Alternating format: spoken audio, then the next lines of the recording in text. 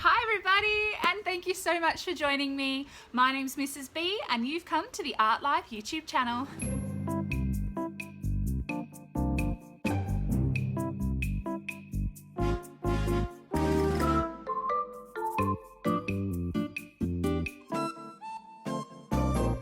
Stay tuned because today I'm going to teach you how to do some painting skills.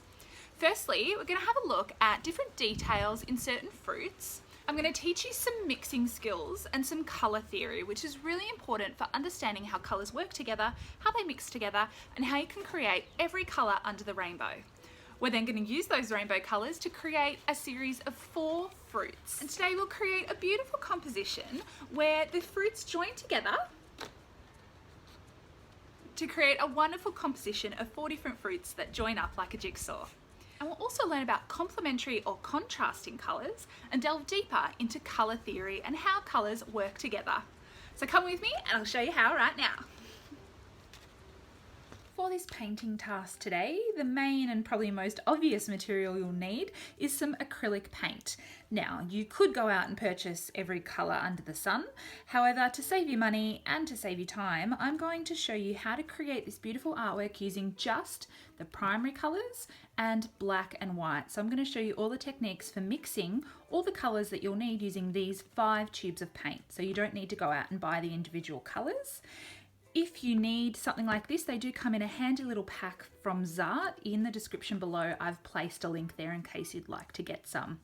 Also, you need a grey lead pencil to draw in some details and some paper or canvases. And I'm doing 4 fruits today, so you'll need either 4 pieces of paper or 4 small canvases to paint on. Let's get started. The aim of today's task is to create one big circular artwork. But we're doing 4 separate fruits. So we're doing a quarter of each of the fruits, and when we display it, it'll come together to look like one big circle. So what we need to do to create that circle and make it nice and even is I'm attaching a piece of string here just to my grey lead pencil, and I've positioned all my pieces of paper so that they sort of sit nicely together like that. All right, and what I want is a nice even circle that goes right to the edge of each of my pieces of paper. So I've connected a piece of string here. I'm holding my pencil nice and tight and in position where I want it to go.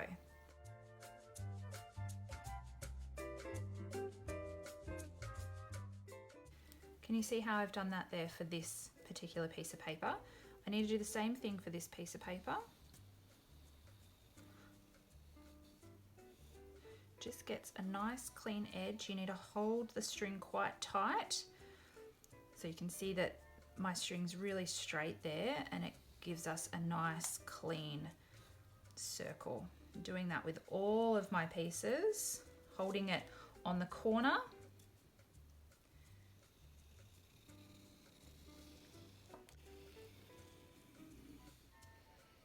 If you don't hold it tight, you will get a really wobbly sort of line. But when you're done, you should see a circle all the way around, just like that. All right, so we can now work with these individually. I'm just going to paint this section here. I'm actually going to cut the paper as well.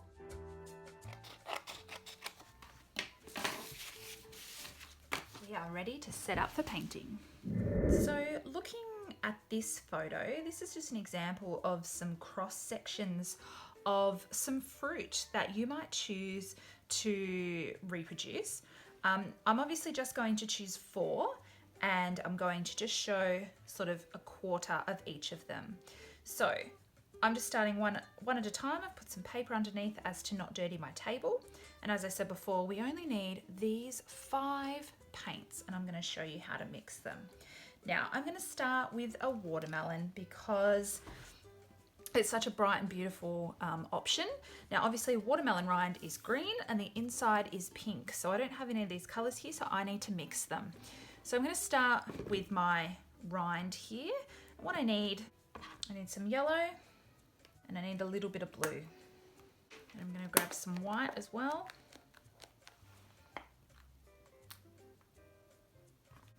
pink, we need a little dash of red. I'm going to add a little tiny bit of yellow because I want my rind to be sort of a peachy pink. And then we need quite a bit of white. Wonderful. So let's see what happens when we mix. Just mix a small amount to start off with until you get your desired colour. There's lots of different shades of green that you can create. If you add more yellow, you're going to get more of a limey green like this. If you add more blue, you're going to end up with more of a turquoise like that. So I like to have a nice depth of colour, which means not just mixing one colour. So I've got both of my greens here that I'm going to work with. It's important to make this edge really crisp and neat, using that line that we created as a guide for the edge.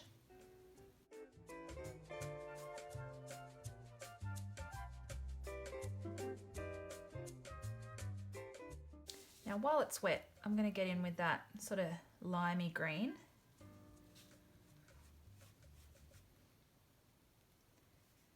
And make my rind nice and thick. When paint is wet, you can even just add in straight yellow like this. When paint is wet, the colours blend and you're giving that a more dynamic sort of colour scheme if you're adding sort of extra colour as you go through. So I want this to stay wet as well again, and I'm going to add some white. So I'm working fairly quickly but carefully, and I'm just using this sort of rounded edge to guide me. I just want a layer of white and wanting it to blend with my green as well.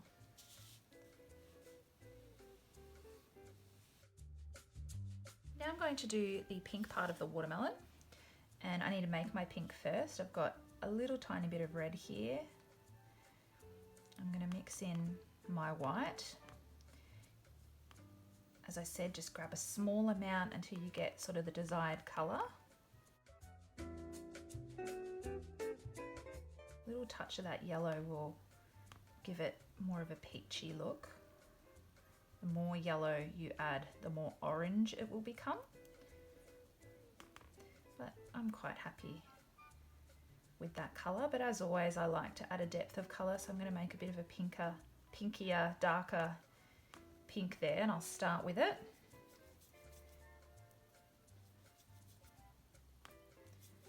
Notice when I'm painting, I'm sort of using that arch to guide me in the direction of how I want to paint today. Notice I'm even adding in just some straight red. If you add water to your paint, it will make it thinner and smoother to paint with. And I'm making the colour get lighter and lighter as I get closer to the rind. You want to get all these gaps though.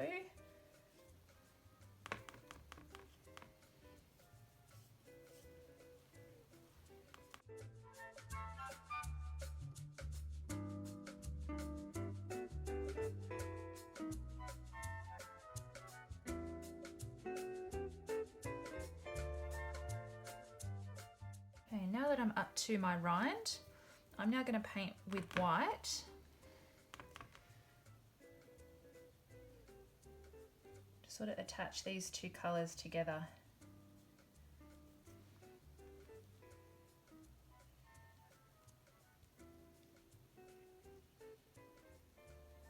Like that. Alright, so I'm happy with that as my base coat for my watermelon. I will add the seeds a little bit later and also add a colour for the background once it dries. So we'll leave that and start with our next piece of fruit. Alright, what we're going to do now is a kiwi. So I've already got some green here. I'll wash my brush really well. Now the kiwi fruit often has a darker green edge, kind of like the watermelon. So I'm going to use this green I've already made to start with my edge. It's just a thin, dark line. It's not as thick as the watermelon rind. You may even choose to do a really small brown edge as well for the skin, but I'm just going to do the green today. Make that edge as neat as you possibly can.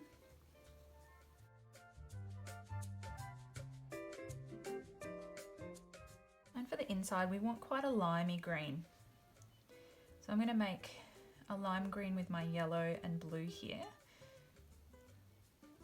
And I'm also going to use some of the white to make it a bit lighter. Okay, I'm going to start with this lime green.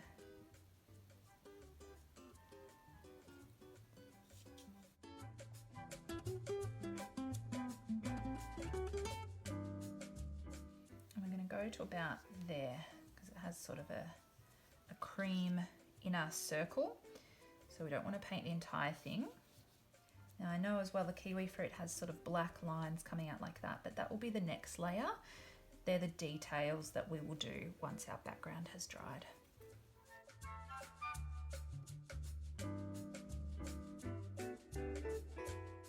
Now this inner part is a cream, so I'm just going to add the teeniest bit of yellow to a lot of white here.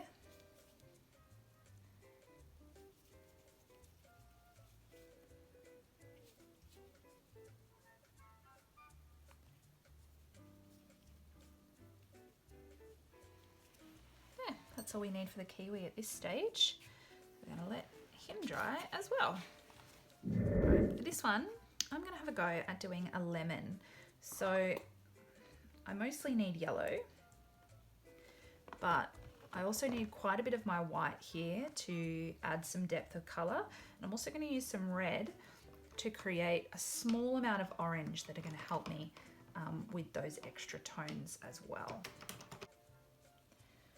So orange is made from yellow and red.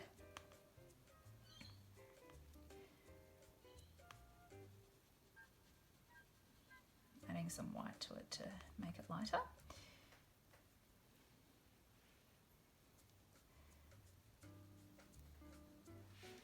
I'm going to use this peachy colour as my sort of outer skin colour.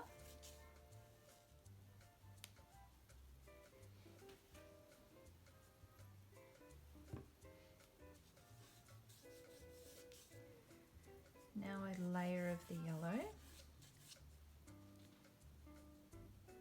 So any citrus sort of fruit, I suppose, has almost like wedges that come out at like triangles to the middle of the fruit.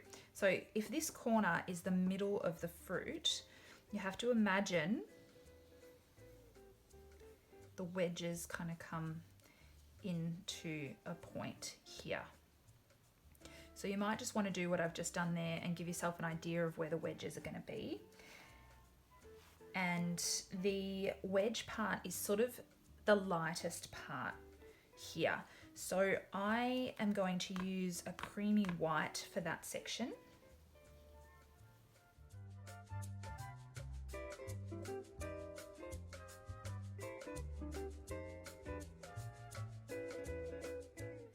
For the inside, I'm going to use my yellow.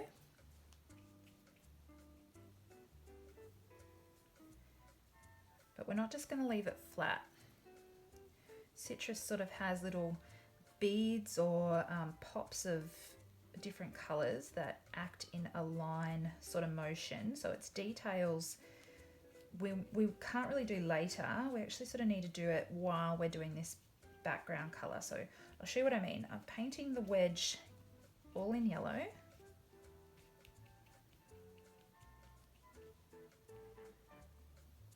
Like that. Now I'm just going to add little details with my white. You might even choose to do little details with some orange too. And the reason we're doing that now is so that it kind of blends in with our yellow. It won't blend if we let it dry. You can go back and do some more later, but for now I'm just sort of playing with this sort of liney motion.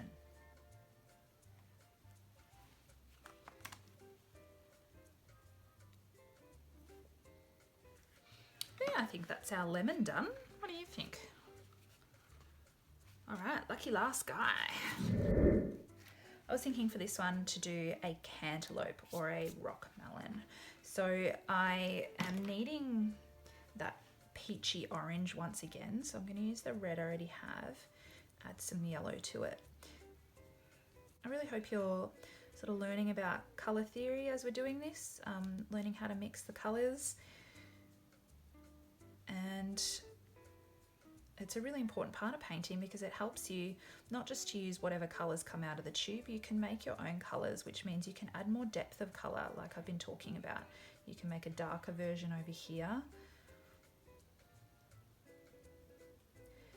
And the more you practice, I promise you, the better you'll get, the more you'll understand how colours combine, and you'll be able to do it really easily. The first thing I do need though is a layer of green for the outside. Still got a little bit here that I can use. This is fairly advanced colour mixing, so I'm not just showing you sort of how primary colours combine to create secondary colours. I'm sort of showing you how to create different tones using white. I'm showing you how to create different depths of colour, like tertiary colours, the next level of colour. So if you're feeling a little bit confused or like this might be a little bit too advanced, try to take it back to basics and just have a go at using your primary colours to create secondary colours, that being orange and green. Don't worry too much about adding different tones. Right, I want a fairly light orange layer here.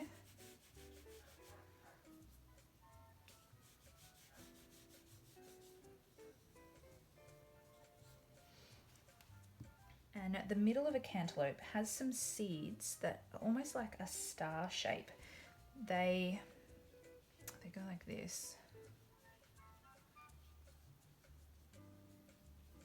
Almost like an M in the corner there. Can you see that? So if you just give yourself an idea where that's going to be, the rest can just be painted, and then we'll get to that in a minute.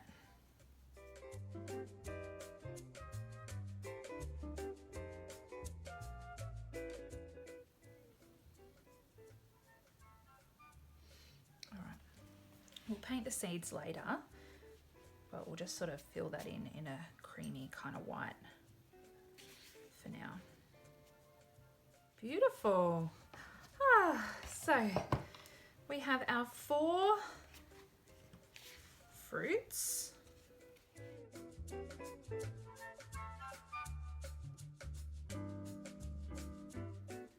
But we're going to let those completely dry for now, and then we'll come back and paint some of the details like the seeds of the watermelon, the seeds of the cantaloupe here, and those black lines. You will need a smaller brush for the details, and we'll do that soon. We're also going to have a chat about what colours we could do in the backgrounds. For the details, I've just got a bit of black paint here. You might need some white as well. I don't want it to be completely jet black. It might just be too contrasting with our colours here. So I'm just mixing in the teensiest bit of white to make it more of a charcoal colour. And I'm just going to do some seeds, which they're not circles, they're more like lines like this, almost like a teardrop. You don't need to overthink it, just pop them in spots that you think might make sense. You can do it in a sort of detailed, neat design, or you can be more random with it. I'm just using my brush here to really carefully add my details, spread them out in some sections. But whenever I'm sort of painting, I'm thinking that pointing them toward this corner here. That's sort of the center or the focal point of our entire artwork. So it makes a lot more sense if they all point toward that center mark there.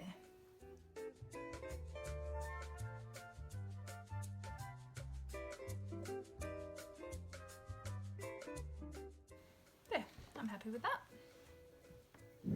Now the kiwi fruits details are probably the trickiest of all. I'm going to use this charcoal once again, but this time the lines are really thin at the start and they come and get a little bit thicker, but then they stop at this sort of cream circle here. Thin, thin, thin, and get a little bit thicker like that.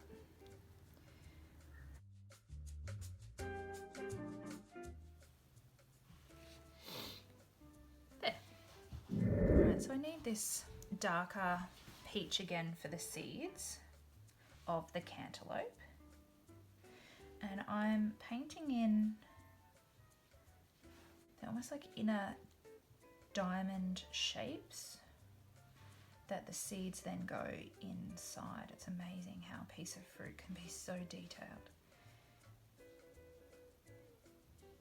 I am working from a photo, guys, so it will help you, I think, to have a photo of what you're trying to paint in front of you. This isn't from memory that I'm doing, so please don't expect that you know, you're able to do this just from what you think it might look like. It is helpful sometimes to have a photograph of, just for reference in front of you to help you.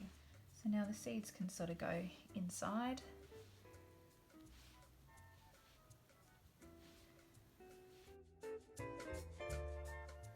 Wonderful.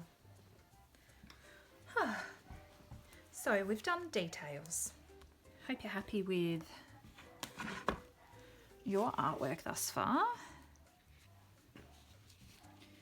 And it's coming together.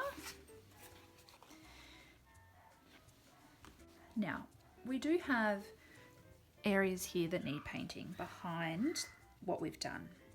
And what I'd like to do today, and what I'd like to teach you about today, is using a complementary or a contrasting colour to really accentuate the colour. So what I mean by that is, if I am, say, painting this one here with my lemon, it is a yellow. So I'm going to use the contrasting colour of yellow to paint the background so that the yellow stands out and pops out. Now, if you have a look at this image here, you'll see a colour wheel. Notice the colours. Now, a complementary colour is the colour that is opposite each other on the colour wheel. So can you see the colour that is opposite yellow on the colour wheel? That's right, it's purple. So pop artists and other artists often use complementary colours or contrasting colours to help colours to stand out from one another. Because they're opposite to each other, they're very different in colour, and that way our lemon will really stand out with a purple background. So I'm going to use purple for the lemon. For the green, can you see what the colour would be? It's going to be red. For orange, it would be blue. And well, pink isn't on the colour wheel, but red is. So we're going to use a green here. Now, what I need to be careful with is I'm using green as my complementary colour to red or pink, but I also have green in my watermelon here. So I do need to come up with a colour that is different enough that it stands out from my background. When I'm painting, I am painting in that arched kind of motion again, just to keep it nice and neat. Going right to the edges. Now, when I come up close to my design here, this is when I need to be extremely careful. I don't want to paint over the top of what I've done, but I need to keep that line nice and crisp. Try to work with a nice steady hand.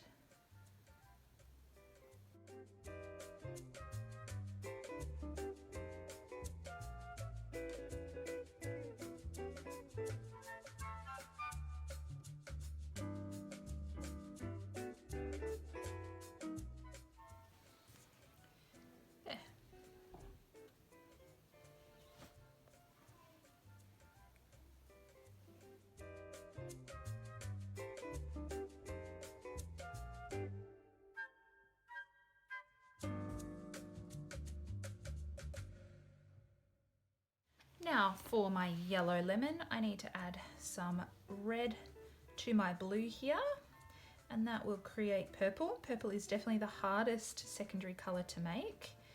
You can see quite a dark purple is created if you just mix straight from the tube, so I'm going to add a little bit of white too.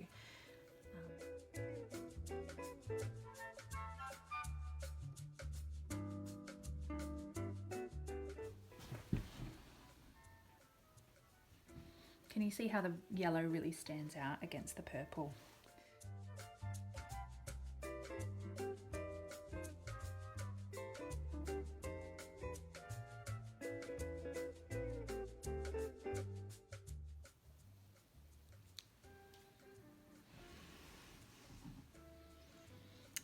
All done.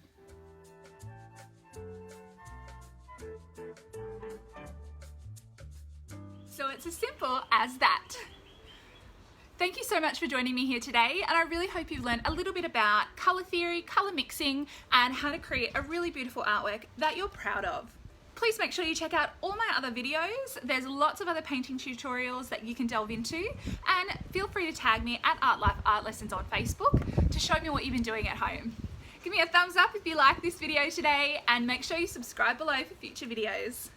Thanks very much for joining me. I'll catch you next time.